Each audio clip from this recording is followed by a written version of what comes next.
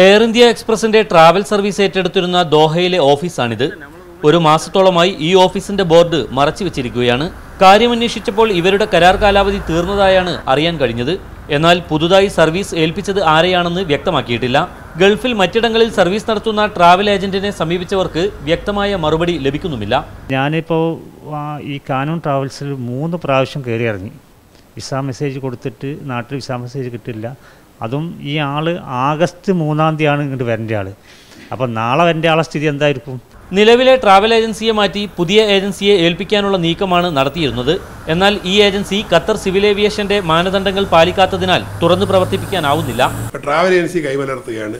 Air India ഓഫീസിൽ ചെന്ന് കഴിഞ്ഞാൽ ഓഫീസ് പൂട്ടിക്കിടക്കുകയാണ്. മാനേജറെ മറ്റോ കോൺടാക്ട് ചെയ്യാൻ ആർക്കും തന്നെ കഴിയുന്നില്ല. മാധ്യമപ്രവർത്തകരൊക്കെ പറയുന്നവർക്കൊന്നും കോൺടാക്ട് ചെയ്യാൻ കഴിയുന്നില്ല എന്നുള്ളത്. അതുകൊണ്ട് എത്രയും വേഗം തന്നെ ഒരു ഓഫീസ് തുറന്ന് പ്രവർത്തിക്കുക, എന്നിട്ട് എത്രയും വേഗം ജനങ്ങളിലേക്ക് സംവിധാനം സർവീസ് നൽകുക എന്നുള്ളത്. ഏറെക്കുറെ സമയനിഷ്ഠ പാലിച്ചിരുന്ന ദോഹ സർവീസ് താളം തെറ്റിയത് സ്കൂൾ അവധി സമയത്തായത് മലയാളി പ്രവാസികളെ ഏറെ പ്രയാസപ്പെടുത്തിയിട്ടുണ്ട്. ഗൾഫ് സെക്ടറിലേക്കുള്ള എയർ ഇന്ത്യയുടെ ഭേദപ്പെട്ട സർവീസായിരുന്നു ദോഹയിലേക്കുള്ളത്.